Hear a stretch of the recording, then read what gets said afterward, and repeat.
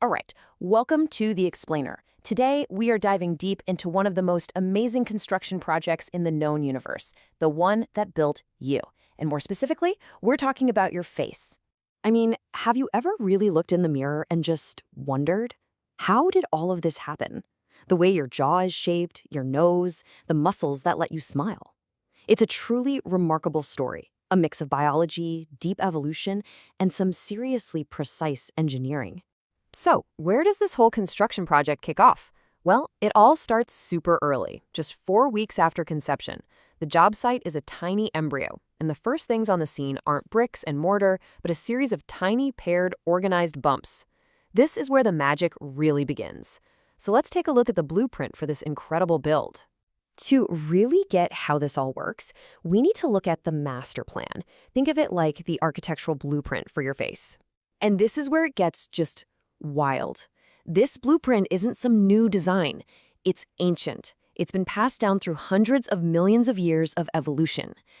And believe it or not, the foundational structures that build our jaw, our ears, and our throat, they are essentially the same ones that formed the gills of a fish. So let's meet these fundamental building blocks, these direct links to our aquatic ancestors. We call them the branchial arches, or sometimes the pharyngeal arches. Okay, so what are these arches? They're temporary, paired structures that are the absolute foundation for your entire head and neck. But that word homologous is key. It means they share a common evolutionary origin with fish gills. Now, of course, we don't end up with gills. Instead, our bodies repurpose this ancient genetic toolkit for a whole new project, building a human face. Now, each arch isn't just a simple lump of tissue. No, it's this sophisticated three-layered sandwich. You've got the ectoderm on the outside, the endoderm on the inside, and then this core that's packed with a really important tissue called mesenchyme. And that core, that's where the all-star construction crew, special cells called neural crest cells, show up to start building out all the bone and cartilage. And just to get our bearings here, the grooves that you see on the outside between these arches, those are called clefts. And the little pockets on the inside, those are the pouches. It's that simple. Clefts outside, pouches inside. This little detail becomes super important later for building things like our ears and a bunch of different glands. All right, so we've got our building blocks. Now for the fun part. How do we get from these little embryonic bumps to, a functioning face with all its parts? Let's start with the first two arches, because they do some real heavy lifting. The first one, the mandibular arch, is basically the superstar of your lower face. It builds both your upper and lower jaws, that's the maxilla and mandible, and even two of the tiny bones inside your ear. Plus, it gives you all the muscles you need for chewing. Then you've got the second arch, the hyoid arch. It gives us another tiny ear bone, the stapes, and maybe coolest of all, it builds the muscles of facial expression. So every time you smile, or frown, or raise an eyebrow, yep, you can thank your second branchial arch for that. Moving a little deeper into the neck, the lower arches are all about the critical infrastructure.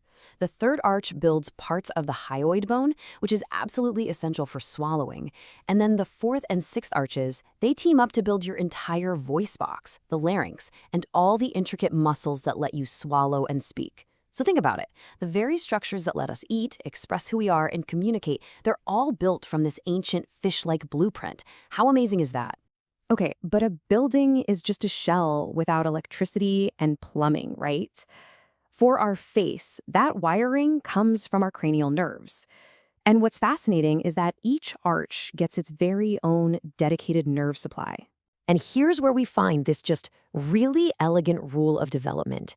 Each arch gets its own specific cranial nerve. And that nerve then follows all the different parts that grow from that arch, giving them power to move and the ability to feel.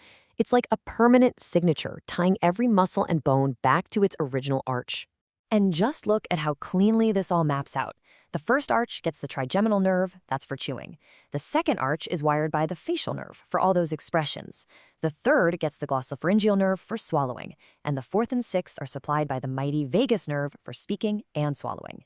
It's this beautiful one-to-one system, a perfect logical roadmap written right into our anatomy. Now, this is an unbelievably complex construction project, all happening on a microscopic scale. So it's not surprising that sometimes things can go wrong with the blueprints or on the assembly line. Take something called first arch syndrome. You can think of this as a major supply chain problem on our construction site.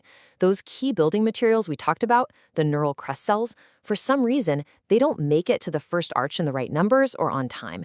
And without those raw materials, the structures of the first arch, like the jaw and cheekbones, just can't be built correctly, leading to conditions like Treacher-Collins syndrome. Another thing that can happen is a problem with the final assembly. See, the face is built from several different pieces, or prominences, that have to grow towards each other and then fuse together perfectly. When the part that forms the upper jaw fails to fuse with the parts forming the nose, a cleft lip or palate can be the result. It's essentially a glitch in that final, crucial step of joining all the pieces together. When you really think about it, your face is so much more than just a face. It's a living document. It tells a 400 million-year-old story of evolution, an incredible feat of embryonic engineering that turns ancient gill structures into the very features that let us eat, speak, and show the world who we are. It really makes you wonder, what other incredible stories are written deep inside our own anatomy?